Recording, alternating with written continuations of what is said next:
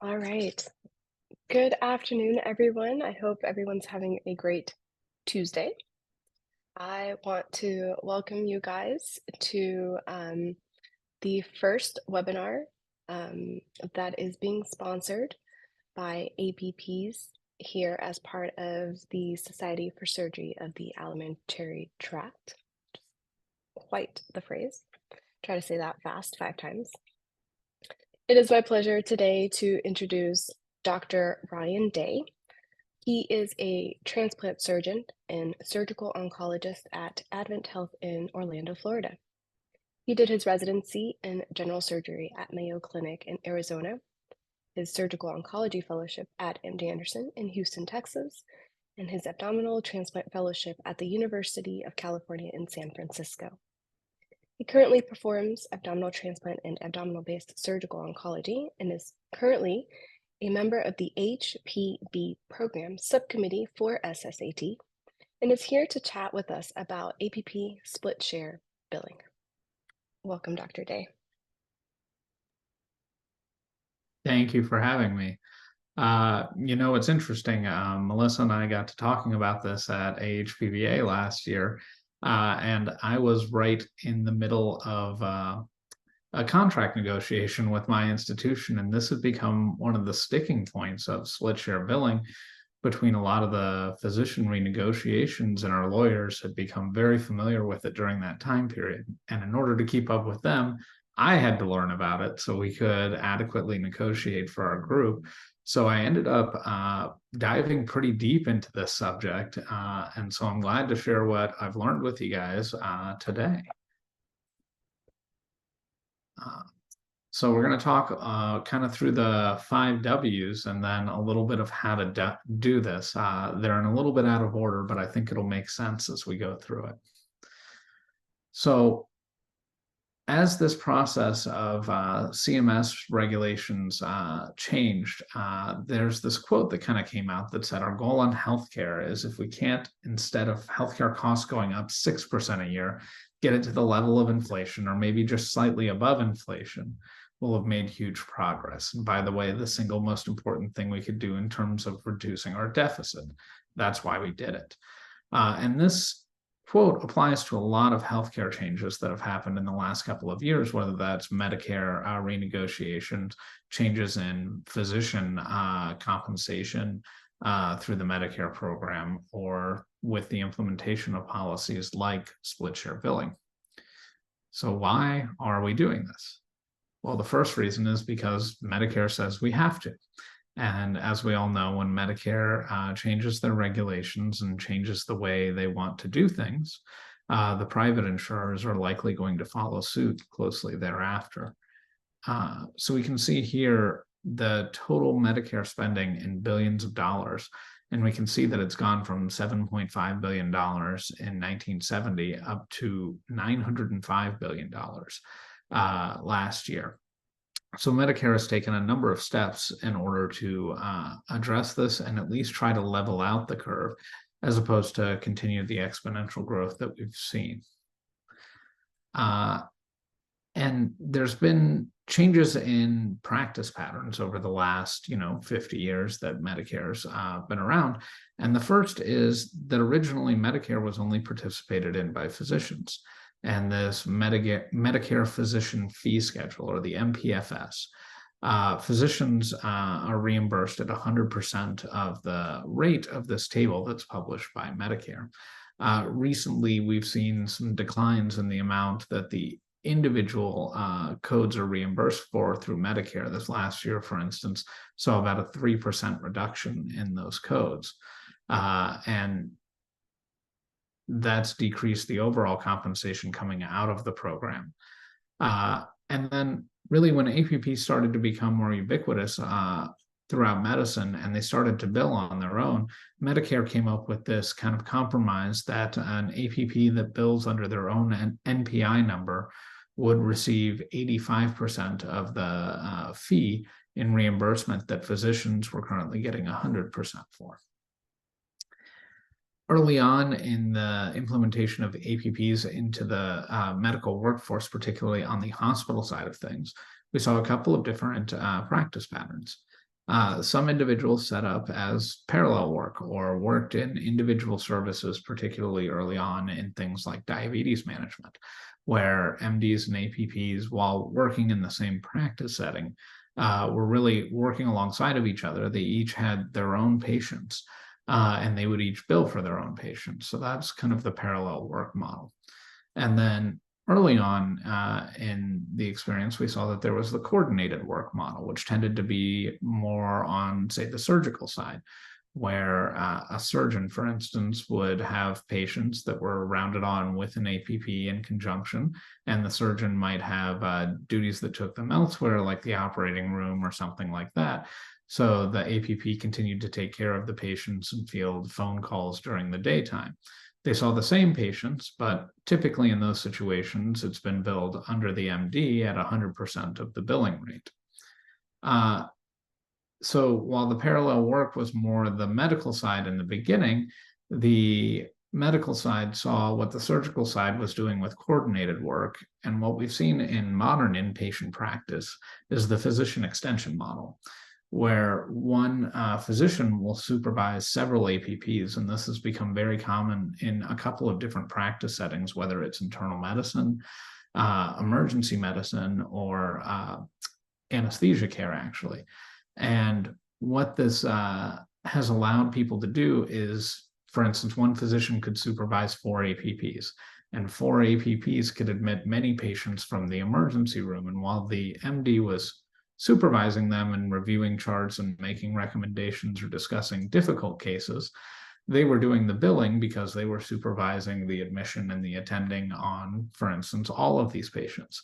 So what they saw is the amount that an individual physician was billing the Medicare service was going up because of the physician extension that APPs were providing to them. And at several points, this actually became problematic. You can find news articles where people have been investigated, physicians, because they were using, for instance, time-based billing. And when you bill for time, there's different levels that you can bill at, but they were billing, an hour per patient, but they were billing on 30 patients a day.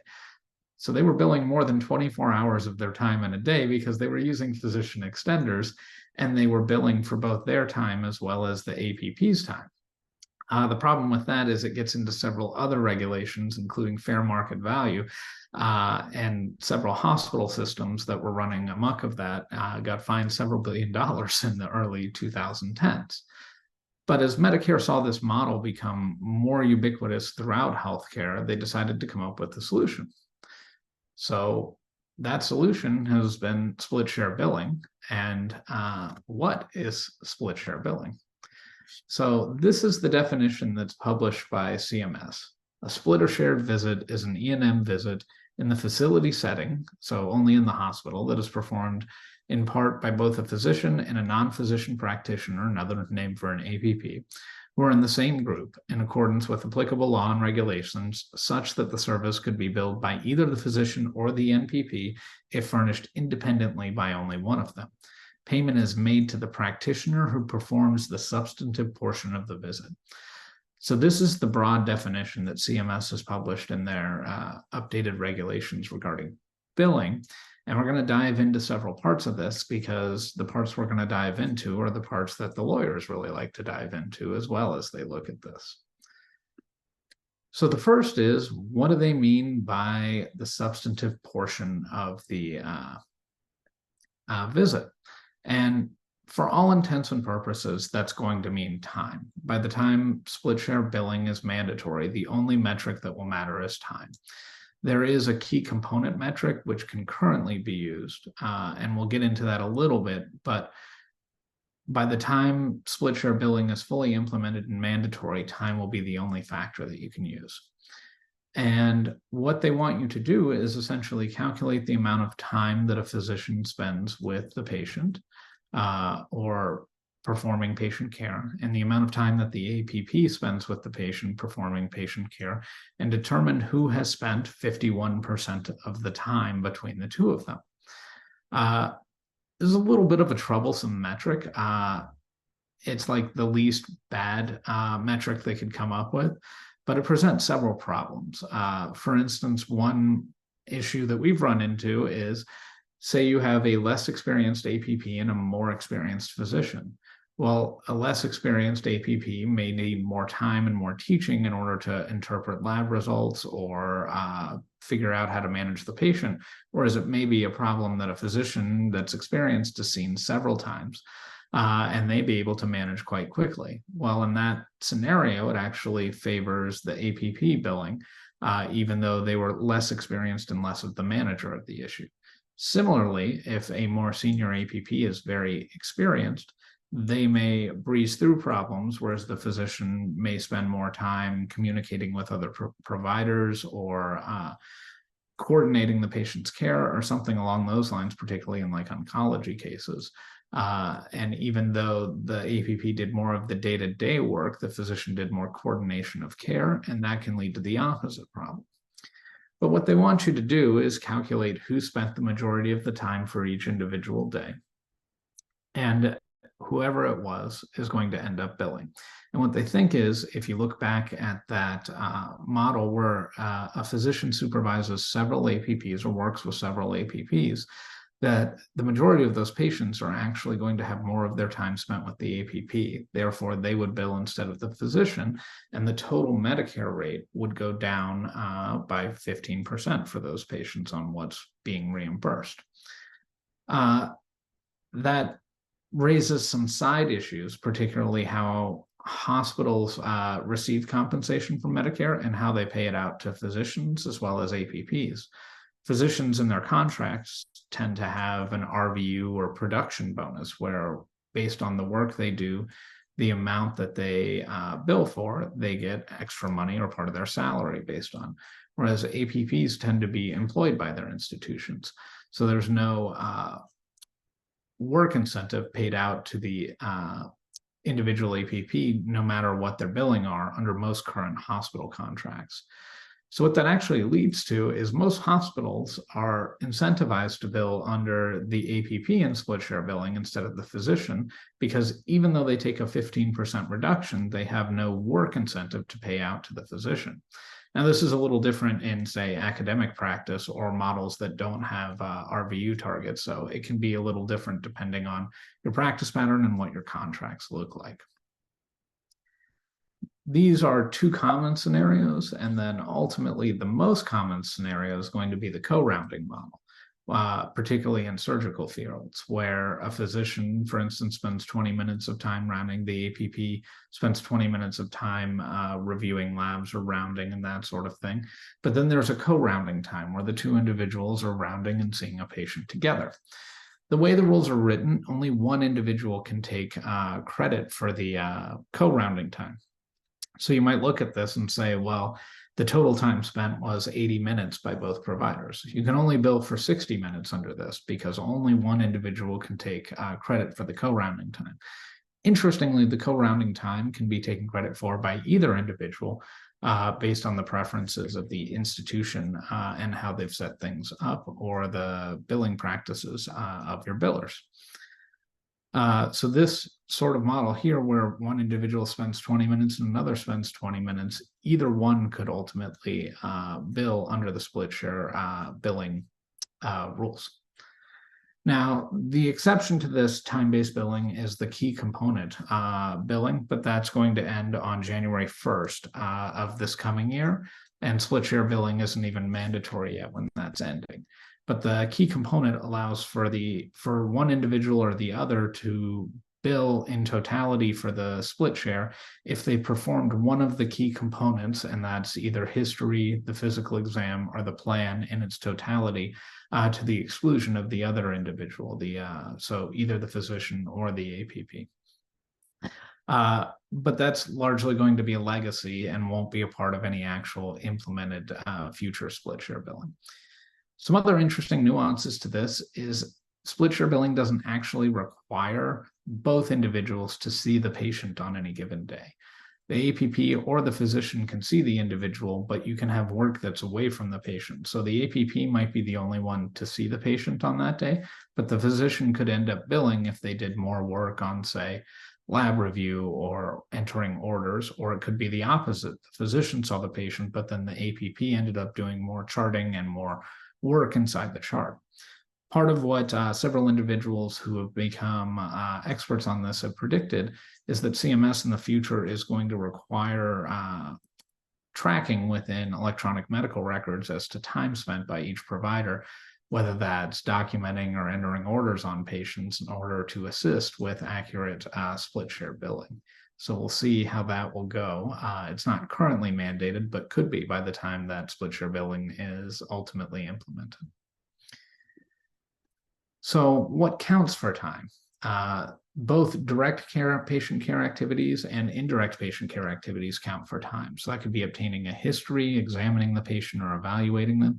Counseling and educating both the patient, caregivers, and family members all count. So that time could be with the patient or with their other individuals that are part of their care team at home. Interpreting and communicating tests and results. But it also involves indirect patient care where you do not have to be in the same room with the patient, like reviewing tests, ordering medications, communicating with other healthcare providers, documenting like writing notes, and care coordination. So you could have one individual who spends more time on indirect patient care, like I just mentioned, and one individual who does more direct patient care, but ultimately spends less time and ends up being the non-billing provider. The only things that don't really count for time are some very specific instances which CMS outlined in their original regulations. So that includes things like travel to see a patient. So if you cover multiple hospitals and you're traveling between them, you can't bill for the time spent traveling, and that can't go into the calculation of split share billing. It's only the time spent actually on patient care. And the other exclusionary factor is time that's spent under a different code. Like say you did critical care time, which was different than your E&M billing. You can't count the time spent under critical care or doing a procedure as part of your split share bill on like your daily progress note for that day. So who needs to do this? Well, we go back to the first part of the definition that says a split shared visit is a visit in the facility setting that is performed in part by both a physician and non-physician practitioner who are in the same group. Interestingly, CMS did not define what in the same group means. So there are several different interpretations of this currently. And the government hasn't really provided a clear definition of what they mean for this. So people have taken this to mean, well, if you manage the same patients and you're writing a co-progress note on them, well, then you're in the same group, like you're the same service line, like transplant. But for instance, at my hospital, APPs are employed by the physician group, what we call the medical group, whereas as a transplant surgeon, I'm employed by the hospital. Those are two different tax entities.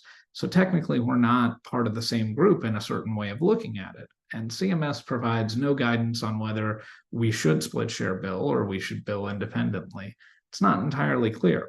So I think you're going to see some individuals push this boundary. We've decided, we're going to bill along service lines, but other people might make a different decision in the same situation. And I think in a couple of years, you're going to see more guidance on what exactly in the same group means. Where is this done? Well, it's really done in hospital or facility-based settings, so it can be facility-based outpatient, although that's a little bit more of a rare setting. And these are the exact codes that are really used for it. The ones in green, hospital admission, follow-up visits like daily progress notes, and discharge management CPT codes are largely the ones that are affected by split share billing. And all you do with these codes is append FS, which is the modifier that Medicare has approved onto the CPT charge. And then that will indicate that it's being done under split share billing. The codes which are not eligible are consultation codes, because a consult by definition is called to an individual provider. So that even if an APP documents for a consulted physician, like doing a consult note, would still not be eligible for split share billing. It's billed entirely by the individual who was consulted. Certain critical care services are not eligible for split share billing, and then all procedures remain ineligible to be split share billed. So largely hospital admissions, daily progress notes, and discharges. When do we do this? Well, this is a little bit of another portion that isn't entirely clear. So this was first implemented in 2022 as a test year, and 2023, this year, was supposed to be the implementation year. Well, at the beginning of this year, only 62% of hospitals had even billed one FS code at the beginning of the implementation year previously. So the test year didn't really capture everyone. And only 6% of physician contracts at the beginning of this year had even addressed split share billing in any substantive way. So CMS ultimately decided, well, 2023 will also be a test year. And 2024, now January 1st, is going to be the implementation year. Except CMS just put out an advisory for public comment that they would like to turn 2024 into a test year as well and move implementation back to 2025 because there has still not been broad, accurate adoption of split share billing. So that move is currently under public comment, and we're supposed to find out at the end of the month if that's actually going to be done, which it seems likely. There aren't too many entities that are going to oppose moving split share billing back as long as they can. But the other byproduct of this is the codes that we just looked at, the rounding codes, the inpatient codes, and the discharge codes can currently be billed as complexity or time-based. If 2025 is the implementation year, all of those codes will have moved to time-based, and then split share billing will be time-based. So everything at that point will be entirely time-based. So how do we do this? This was a little bit of a hard thing for us to figure out at first because at least at my institution, APPs weren't doing a lot of billing. We were billing under the physicians because we were using that physician extension model.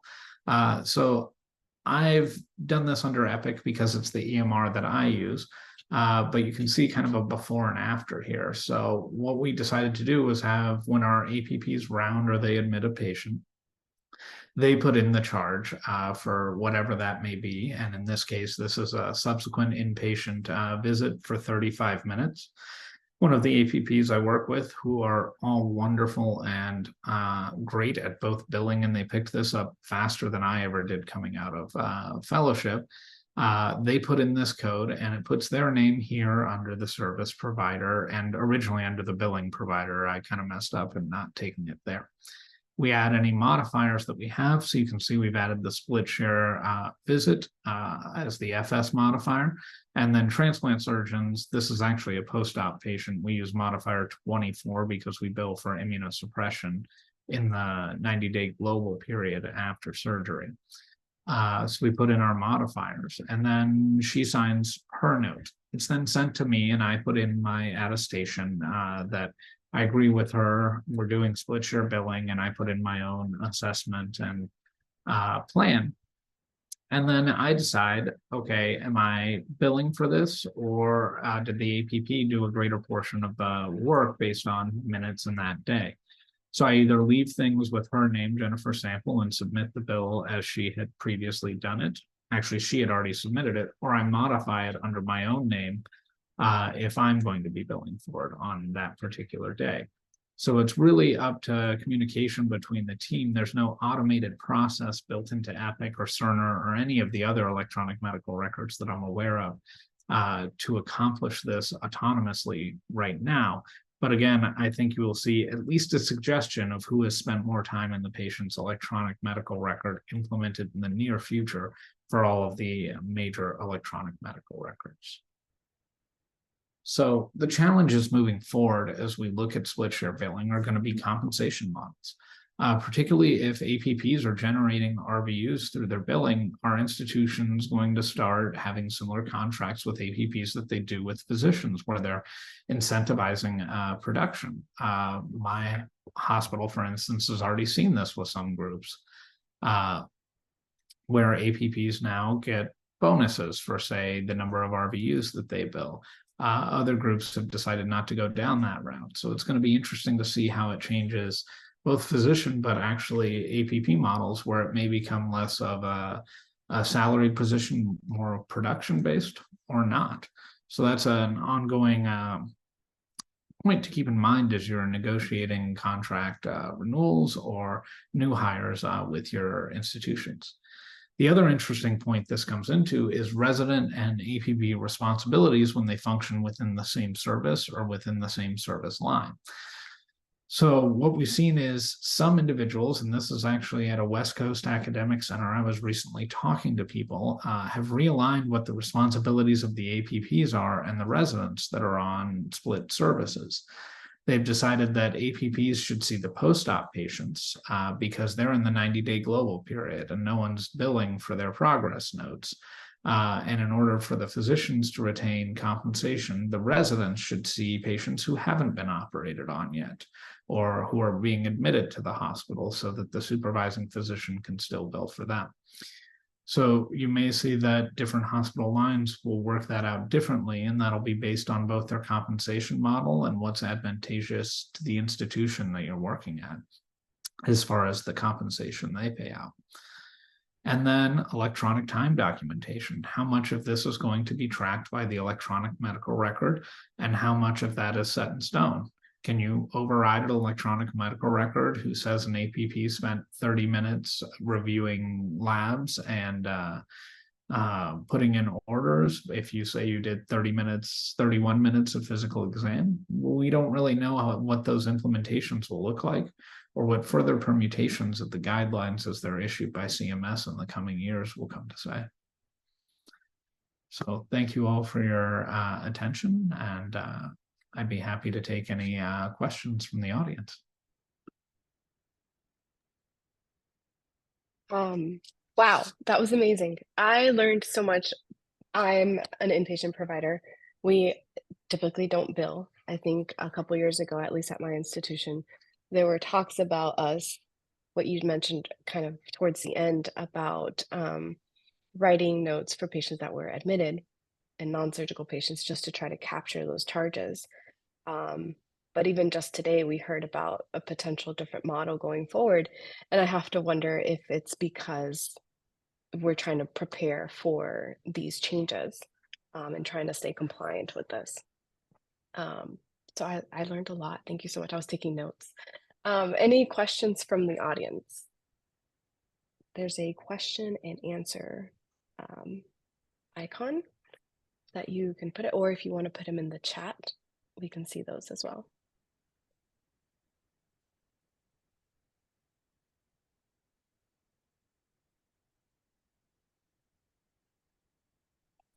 I did have one question. Oops, hold on. While other people might trickle in. So you mentioned something about consultation patients. You should not do the split share billing. Is that correct?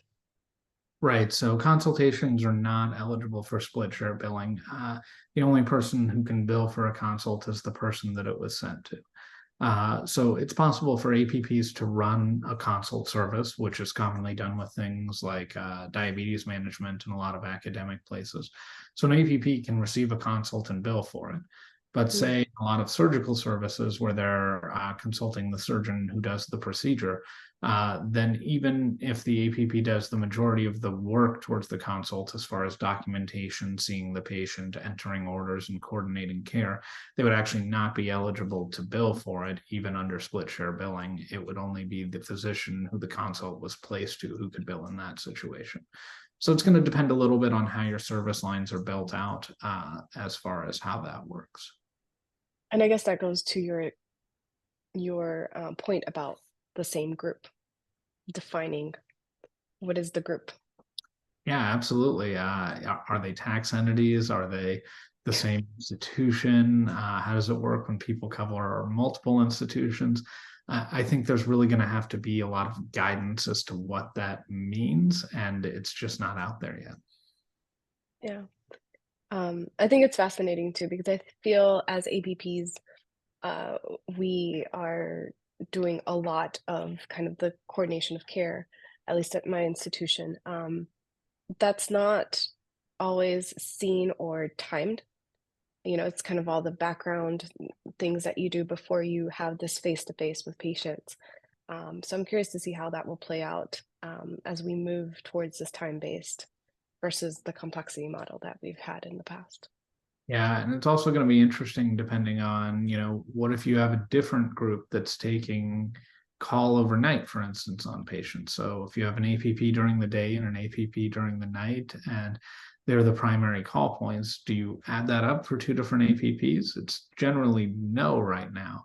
It's Mhm. the individual who's doing the daytime work. But now, what if it's the same physician during the daytime while Right. the EPP is taking calls during the day, but they take it overnight? So do you have to remember calls on individual patients and how much time was spent? There's just a lot of confusion, and everything doesn't fit cleanly into the one APP and one physician both seeing someone for X number of minutes. Yeah, I think moving forward, we'll definitely have to kind of get back to our institutions and figure out what is our current model and what kind of talks they have about implementing these changes. We have a couple questions, so I'll just kind of read them out. Um, the first one is sometimes the service is consulted, for example, transplant surgery. And while typically one of the transplant surgery MDs will be consulting, a specific name may not be mentioned, but the service is mentioned. How do you address something like that? Yeah, so that's something that your group or your administrators or you with your physicians will have to define who's going to be billing for those encounters. Uh, but it can only be one individual on each consult. It can't be under the current definition of split share billed between an APP and a physician. Okay, thank you. Um, another comment came through. They say thank you for the great talk. It's very relevant for their group. Um, they say we have adopted the changes you described at West Coast Academic Center. The question is, consults are being placed to us as an EGS/ACS service. So would the split billing be allowed even if the consult isn't to a specific individual? Yeah, there's no scenario or mechanism that currently allows for split share billing on the index consult note. Now, every subsequent progress note, every day after you see the individual, would be eligible Mhm. for split share billing. Or if that individual is being admitted to the hospital, either from the outpatient setting or the ED, if that's the way the quote unquote consult was coming and you were the admitting service, then that index admission note is eligible for split share billing. But consults under the current definitions are not allowed to be split share billed, no matter the context of whether it's a service or an individual that's being consulted. So those are things that will have to be worked out more administratively among your groups. What do you guys do in your practice? Uh, so we're kind of an institution that has, 50% employed physicians and 50% private physicians. So to us, all consults come to individuals. Even if it's a transplant service, there's someone who's on call physician wise for the transplant service that day from a physician side of things.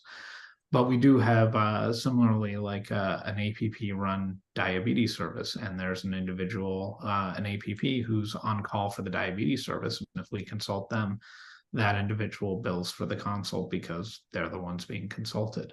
So individual institutions will largely, even if there's a group on call, probably have to define who the call taking individual is for that day. Mhm.